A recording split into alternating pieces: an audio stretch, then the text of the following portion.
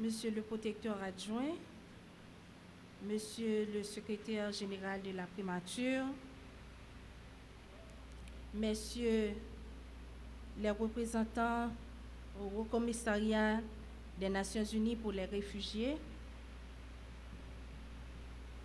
Monsieur le représentant du Haut Commissariat des droits de l'homme, Monsieur le recteur de l'ANDC, Mesdames, Messieurs les représentants du barreau de Port-au-Prince, Mesdames, Messieurs les représentants du cabinet Patrick Laurent et Associés, Mesdames, Messieurs les représentantes des organisations de la société civile, chers étudiants, étudiantes, chers collègues de l'OPC, chers amis de la presse parlée, écrite, télévisée et médias en ligne, chers invités à vos rangs, titres et qualités.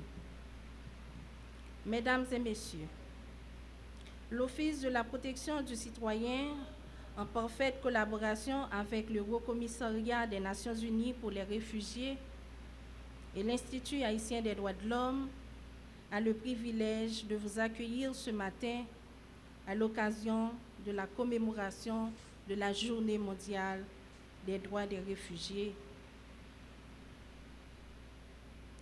D'entrée de jeu, souffrez que j'exprime les regrets du protecteur du citoyen, Dr Renan Edouville, pour son absence à cet événement, car il est empêché par d'autres obligations professionnelles.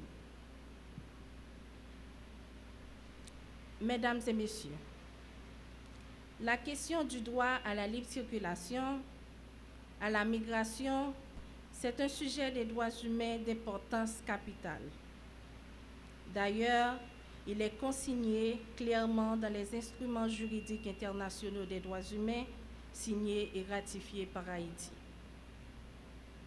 Nous pouvons mentionner la Convention internationale relative au statut des réfugiés signée à Genève en 1951, à laquelle Haïti s'est adhéré en date du 25 mai 1984. L'OPC a créé en 2010, au sein de sa direction de protection des droits humains, le service de déportation et des rapatriés pour mieux articuler ses actions en matière de promotion et de protection des droits des migrants, notamment ceux des réfugiés, des déplacés internes, et ce, conformément à sa mission. À travers des activités de plaidoyer, de formation, de sensibilisation et la lutte contre les discriminations contre seules fondées sur le genre, l'identité, l'âge et la nationalité. En fait, en juillet 2022, l'OPC, à travers son service de déportation et des rapatriés, de concert avec OIM, a favorisé le retour de 401 migrants haïtiens de Turquie vers Haïti. Dans cette même rubrique, l'OPC, avec l'appui du HCR, a donné une entière assistance à 2 migrants africains ayant été déportés en Haïti par les autorités d'immigration de la République dominicaine, puis arrêtés par les agents de la PNH. Suite à l'intervention de l'OPC, ils ont été libérés et maintenant ils ont le plein statut de réfugiés. Il faut surtout souligner pour l'instant que l'un d'entre eux a trouvé la possibilité de rentrer aux États-Unis. Mesdames et Messieurs, dans ce contexte caractérisé par la recrudescence des actes de violence armée, notamment de kidnapping, la tuerie, le massacre, entraînant entre autres les déplacements forcés, tant au niveau interne qu'à l'extérieur. L'OPC saisit l'occasion de la commémoration de la Journée mondiale des réfugiés pour annoncer officiellement que le 14 juin 2023, un mémorandum de partenariat avec le Haut Commissariat des Nations Unies pour les réfugiés a été signé et s'articule autour de 3 grands axes. La demande d'asile pour les réfugiés, la patrie liée à la question d'identité, la protection des déplacés internes. Ce mémorandum va permettre à l'OPC de renforcer sa capacité pour la protection des réfugiés et la protection des déplacés internes, de renforcer aussi sa capacité en tant qu'acteur étatique des droits humains de garantir l'accès des bénéficiaires aux mécanismes en matière des droits des réfugiés. Il convient de noter aussi que le plan de développement de ce partenariat vise un ensemble d'activités parmi lesquelles la mise en œuvre des opérations de formation, de sensibilisation et des plaidoyers pour le développement effectif des instruments internationaux garantissant la protection des droits des réfugiés et toute autre catégorie exposée au risque d'apatridie. Deuxièmement, la réalisation de programmes d'éducation à la citoyenneté axés sur la non-discrimination dans le domaine du droit à l'identité. Troisièmement, conception et publication des outils de sensibilisation sur les droits des réfugiés et des déplacés internes.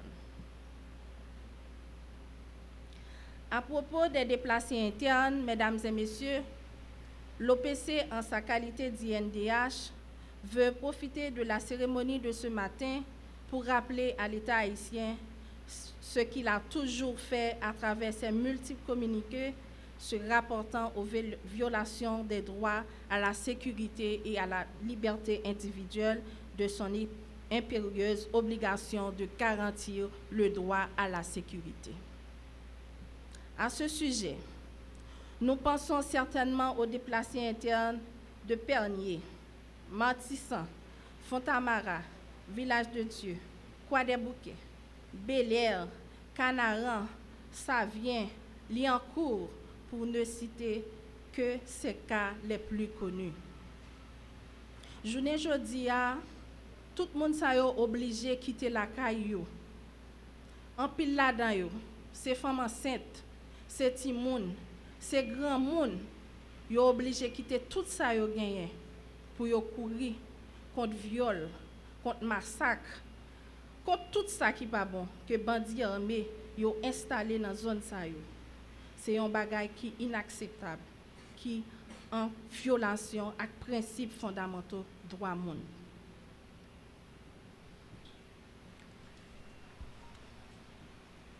Nous demandons fermement à l'État de prendre les mesures correctives nécessaires pour permettre à ces personnes déplacées d'être rétablies dans leurs zones respectives.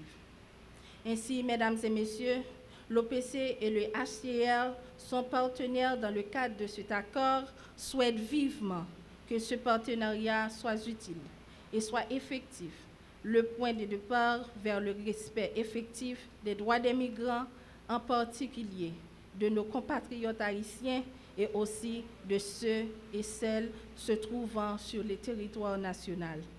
Ensemble pour la promotion et la protection des droits des réfugiés, ensemble pour l'accès inclusif à ces droits. Je vous remercie, mesdames et messieurs, pour votre attention.